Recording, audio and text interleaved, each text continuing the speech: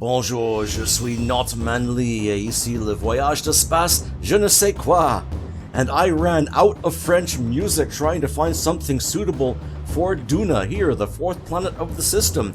1,600 kilometers diameter on average, mass twice as heavy as Moho, but about the same surface gravity, and with an atmosphere 70 kilometers up, but really, really thin, even thinner than stock.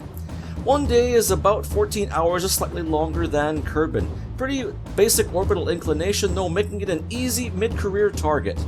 Delta V to get out here, just under 2 kilometers per second from low Kerbin orbit. Capturing just takes about a kilometer per second. Landing is pretty easy, you just need drogue chutes and about 200 meters per second. Just getting off the ground takes about 2 kilometers per second as well. Pretty interesting place to get out here. It's a great mid-career target. There is a really tall mountain out here, including a really deep volcano, and Ike is not the menace that it was in stock for dealing with approaches. The problem here is that really less dense atmosphere makes parachute landings even harder than in stock. And you're going to get disappointed when you get out here. Really, there's no monoliths, no randoliths, and really, I'll explain the anomaly problem in just a bit. This is the Moho mission craft, repurposed for approaching Duna. That Moho lander has been equipped with parachutes and air brakes. You'll get to see that in action in a bit. It was quite an interesting design to adapt. We also had a little rover there for use on Ike later. No relay satellites this time. We're going to rely on the piloting skills of our Kerbals to land and manage these craft. But because we didn't bring up a chemical rocket as a booster, we're going to have to do our ejection in several passes, just like we've done before. We've also got a rover. This is the Eve rover, repurposed for use on Duna. It has some landing engines attached. Some of those oxidizer tanks have been replaced with liquid fuel tanks. So we have a balance here to be able to use rocket engines for landing. Just sorting out our inclination there, and there we go. The approach is going to be interesting because we're not sending up any relay satellites, but that's okay. You'll see my solution for that in just a bit. Nearly 200 days later, we are finally approaching Duna. Look at that. Again, I launched the rover later, but somehow it ends up out here first. I have to figure out why someday. There is Duna out in the distance. The main mission craft approaches Duna and we can start beginning some high space science. We use the instruments on that Ike rover to go and get some basic high space science. I've taken away the landing booster from that rover. Ike requires pretty little amount of Delta V to land, so the tank on that rover will be enough, as you'll see later. In fact, we'll be able to reuse the Duna lander for Ike as well. Look at Bob. Hasn't been up in space in a while. As we approach Duna, we're using the RoveMate and KerbNet, and there are already at least 4 anomalies visible from the surface. We've got some surveying to do, it looks like. And we're already seeing some interesting biome names, notable mountains, notable plains. We're seeing some notable craters, rare craters, all kinds of stuff out here. Plenty of biomes out here to do some serious science mining. I start mapping anomalies on the approach. I'm going to put the main mission craft in an elliptical orbit so that we can get back up high, do some more mapping, come back down, and when we've gotten all the anomalies mapped, we'll be able to do our final closing into low Duna orbit. In the meantime, the rover craft is approaching Duna. Look at that. If we get close enough, we might even be able to see dust storms moving on the surface.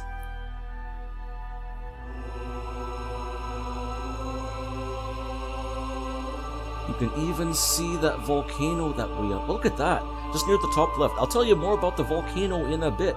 There are some light, I'm guessing they're water vapor clouds, but they're pretty light. Mostly what you will see are the dust storms, the brown patches moving across the surface. I do manage to have just enough signal to close orbit, and I finish closing orbit without losing signal. Seem to have an engine problem here. I was going to try to use the same trick I used back at Eve, but it turned out I didn't need to, and I turned off some tanks I didn't need to turn off. There we go. Let's fix that up. We will deal with that later.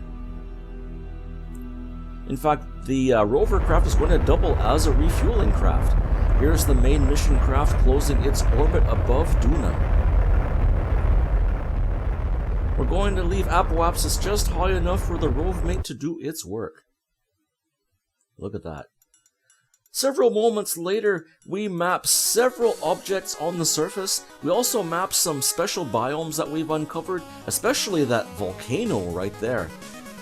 One of the anomalies is right by there as well, so that's actually one of the objects we'll need to go and visit. We'll get to see the volcano a little later on. In the meantime, we're trying to pinpoint these locations as we get closer to Duna. We'll kind of get a rough location, high up, and we'll try to get it pinpointed as we get back down. Afterward, we use Ike to sort out our orbital plane, make sure it's close to zero, and I'm trying to finish inserting this craft into low Duna orbit. The problem is, I keep losing connection with the main mission craft. Keep ending up in Duna's shadow. Like, okay, well, let's try another orbit, we'll try again. There we go. One orbit later, we got the same problem. Yeah, that's not going to work. You may even be noticing the dust storms moving across Duna's surface, so we try again.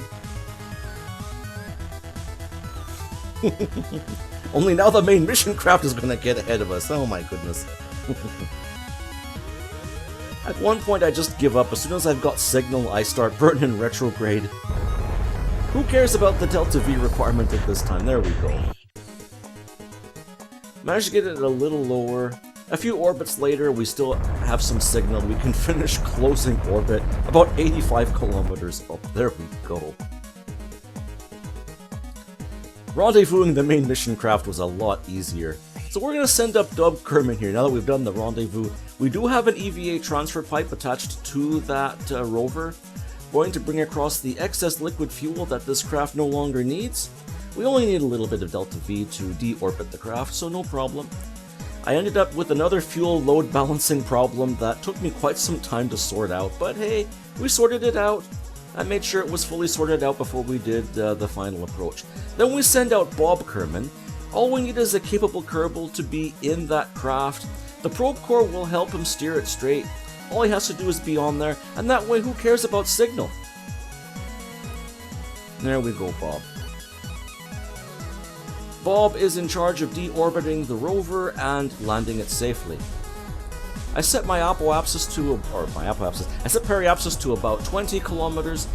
These things will slow down pretty quickly because we've got 2 of the 10-meter heat shields, and even with the thinness of Duna's atmosphere, they will act as giant drogues to slow this craft down. We don't even experience any heating effects. There we go, we'll just detach the nuclear stage. It's a slow-moving craft. There we go.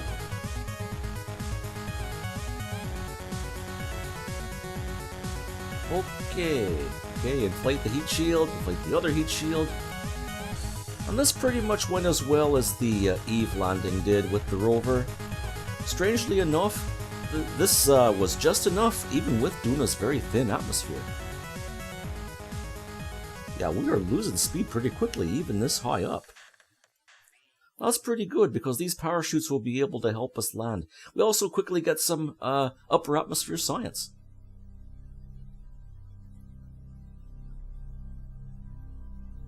Not bad at all. It doesn't take long before the craft slows down slow enough that we can safely deploy those chutes. I'm not sure what happened though. I even set the chutes first there, and I go to stage them. You'll hear it in just a bit. There we go. Come on, Bob. There we go. So, I didn't realize it, but I thought I staged the chutes, and I didn't actually stage the chutes. And I'm wondering, why are the chutes not deploying? Are we too high up that maybe the atmosphere is too thin? I go and I check the chutes to make sure. They were set to their minimum of 0.01 atmospheres, and we're past that now according to Ferrum Aerospace. So, what's going on? Why are these chutes not deploying? It was about 5 kilometers later that I realized, no, I hadn't really deployed the chutes. Uh-oh. Oh boy. And Bob is just like, don't worry, he'll eject the chutes early enough. Wait a minute. Come on, eject those chutes! Eject...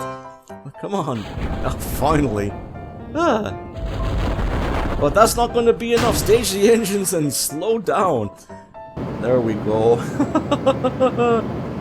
Oh, come on, slow down, slow down, slow down, slow down. Bounce. Whoa, thank goodness for that. So, okay. How are we going to sort this out? Well, we do have enough thrust to weight that we can lift the craft off the surface and then detach those heat shields. So I ended up pointing it, what was that? Yeah, I pointed it normal. And when you're on the surface, normal is pretty much straight horizontal, so not a problem. And there we are. Now all we gotta do is clear the craft away from the heat shields, and we should be able to touch this thing down safe.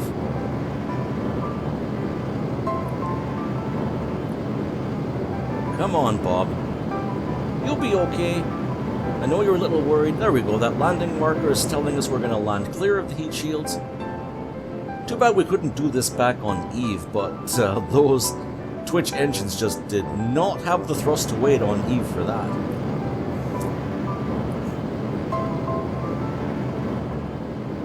A little timid there with the throttle there, aren't you, Bob? There you go, you're looking a little happier. Oh, don't crash, Bob. Come on. And there we go, touchdown! Bob Kerman being the first Kerbal to walk on the surface of Duna in this playthrough. Doing some pretty basic science out here, not a problem. What we're going to do is we're going to have him rendezvous with Doug. Once Doug puts the lander on the surface, he'll just use Bon Voyage and get out to Doug's location, not a problem. This workflow we're seeing here is pretty much what we're going to be doing at every biome on Duna, just as we've done before on Eve, on Moho, not a problem at all. In the meantime, Doug is getting ready to detach from the main mission craft. Valentina's going to hang up in orbit just like she's done before. This being the Moho craft redesigned, well, we're going to have many of the same problems, but Doug here's familiar with this craft. He knows how to pilot this. Those air brakes are going to... They wouldn't work at first, actually. I had problems with those things at first. But then I found, oddly enough, that approaching prograde added more drag. I don't know why that worked, but it worked. If you look at it, it kind of resembles an escape pod from the Pillar of Autumn. If you're familiar with the Halo series, that's what those air brakes looked like on those escape pods. Or lifeboats, they called them. But they serve a better purpose here where we're going to land Doug on the surface of Duna. Now, of course, I had tested this design, and I'd retested it, and that's when I discovered that prograde worked rather well. We do get a little bit of heating effects on here. But Doug here could have chosen a better landing spot, I think. You'll see in just a bit.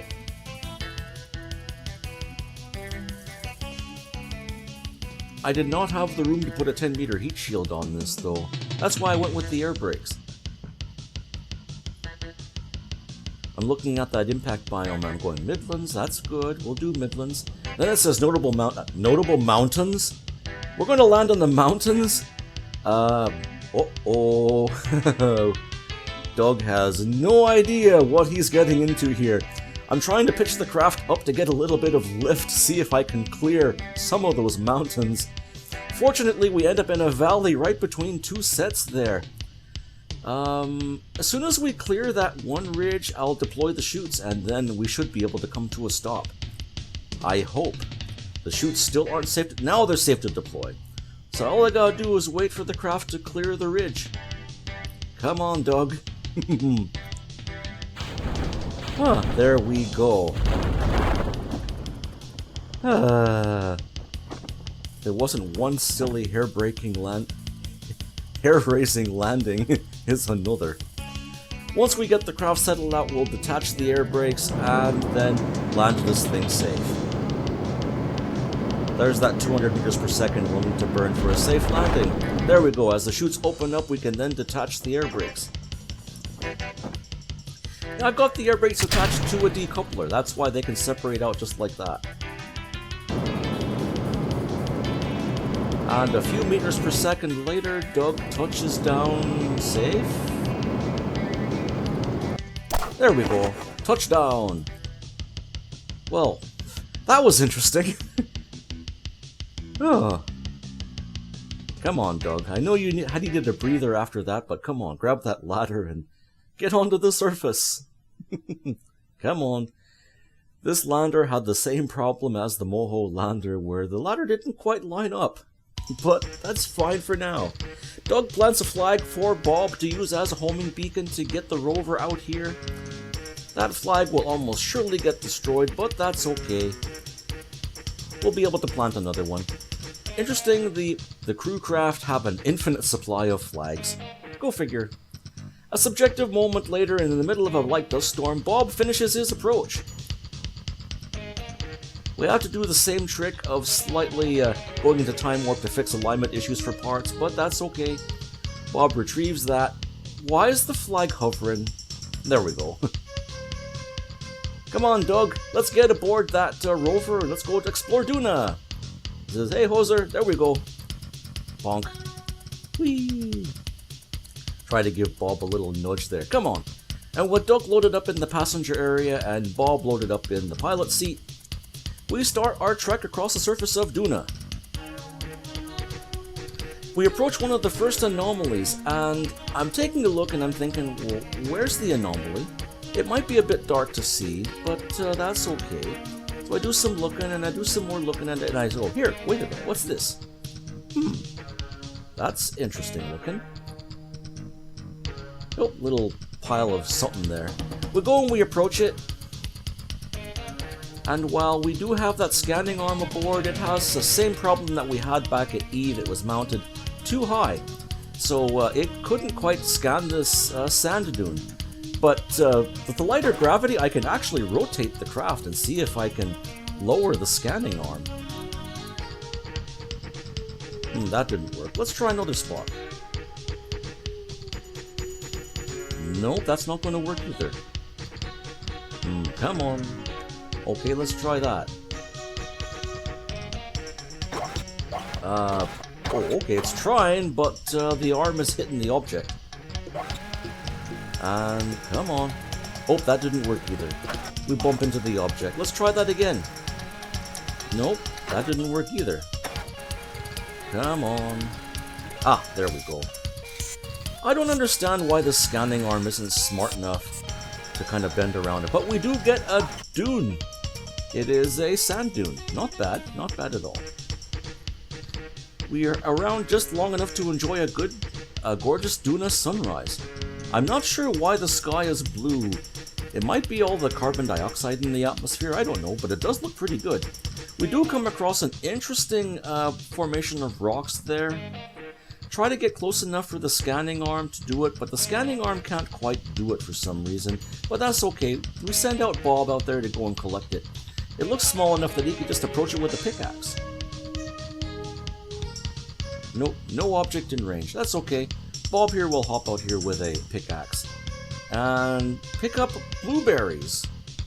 Okay, sure, why not? You know, I looked that up. Blueberries are an actual rock formation they found on Mars. Yeah, we're pretty sure they don't taste like them. Yeah, go ahead, get those things loaded aboard that experiment storage unit and we'll get moving on again. And there we go. Later on, I find another sand dune. It turned out to be another anomaly, but we're actually able to get a scan out of it without doing some pretty wild rover gymnastics there. It turned out that this sand dune was one of the anomalies, and there were lots and lots of these things. And there we go. I mark each anomaly with a flag, so I know not to come back to it, and I remove the navigation marker accordingly. That was object number 5, and I looked around. I could not find any other objects that seemed to match anomalies. Look at these mountains. Somehow Bob has managed to drive this rover up here. No anomalies here, but we marked the mountains as a navigation target to get some signs out here. You can see hints of Ike out there on the sky. And look at that. Do a little bit of air there, Bob. Oh, look at that. That's why this rover is equipped with reaction wheels to try to stabilize it in flight, I suppose. While I was up here, I decided to take a quick look. Look at that. We got, I don't know what planets those are, but that is Ike down there on the right, and it gave me an idea. Does Ike libate like it does in stock? So I took a trip up to the pole, I did some time warp here, and nope. Ike does not stay stationary. It's more like the moon back at Kerbin. Fortunately, that means you could put stationary orbit satellites up here above Duna on JNSQ Duna. However, up here at ice caps, we do find another scannable object here. That is a Duna meteorite. We just gotta approach. There we go. One of various things that have fallen down from the sky and have landed on Duna intact. Not bad at all. And also close by we find another object that we can pick up with a pickaxe. We can't scan it with the scanning arm, but Bob can come out here and pick it up. A little closer. Oh, there we go. Pick up Duna stone. There we go.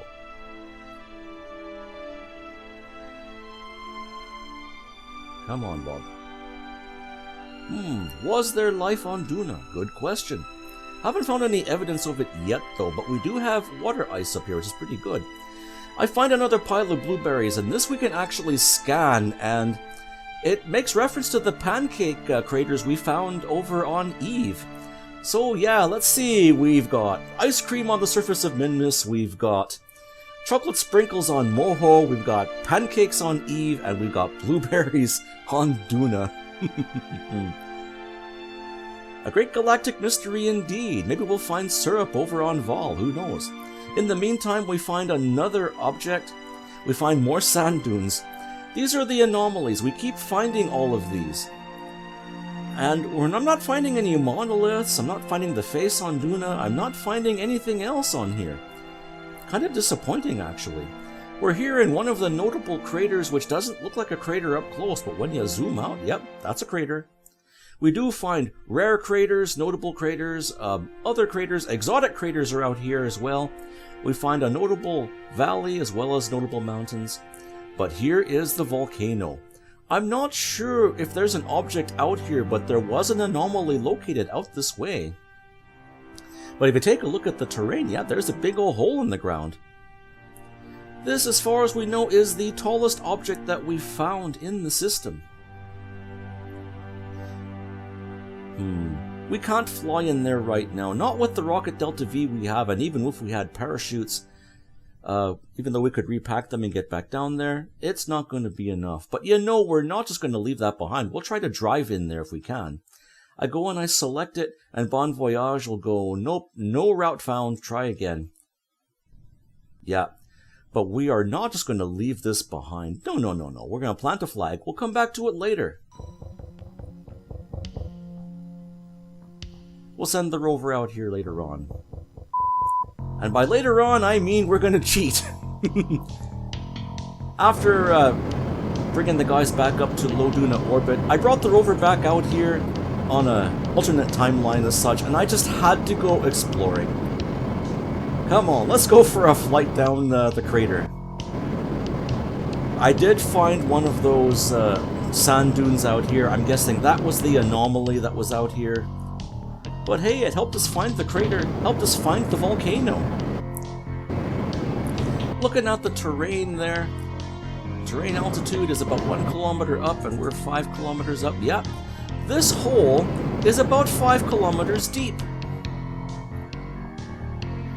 And I'm down here thinking, well, I wonder if something's gonna overheat. Is this an active volcano? Who knows?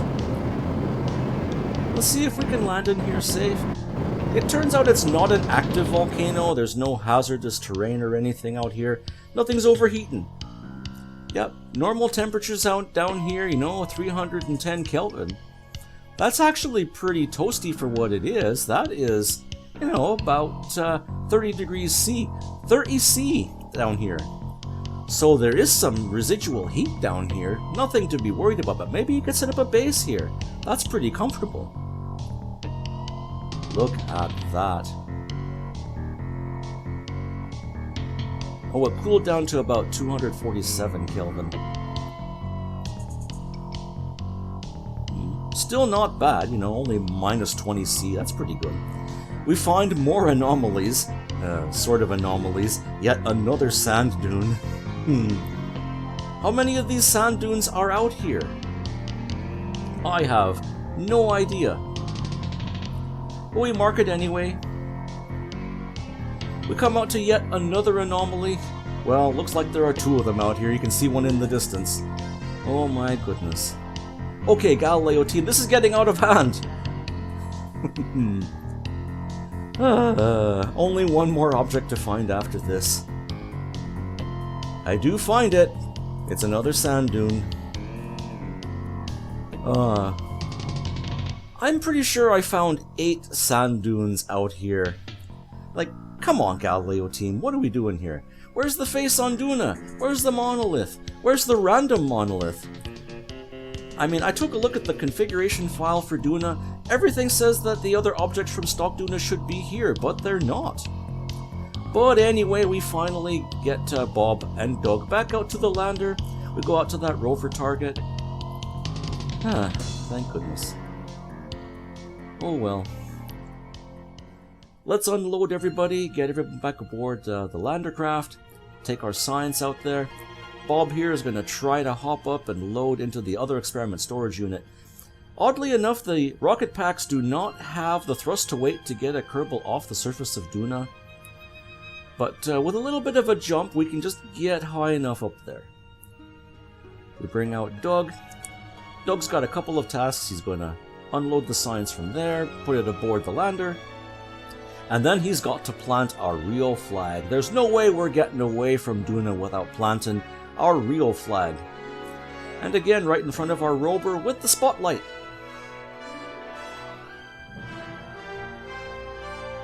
There you go, Doug. Finally you get your moment to shine.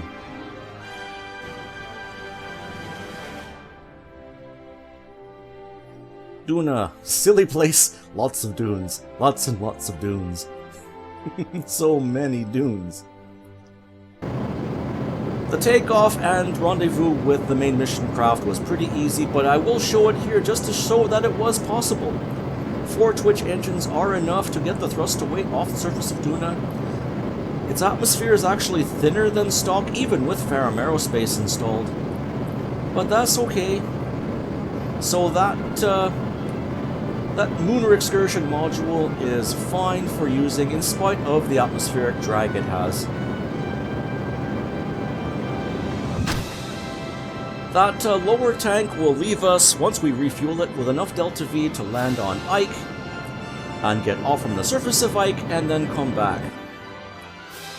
And after Doug attaches the lander back to the main mission craft, we will do our ejection out to Ike and unload all of the science. There we go. Welcome back, guys. And we are all set for our ejection out to Ike. We'll head out there in the next episode. Until then, I'm not Manly. Fly safe.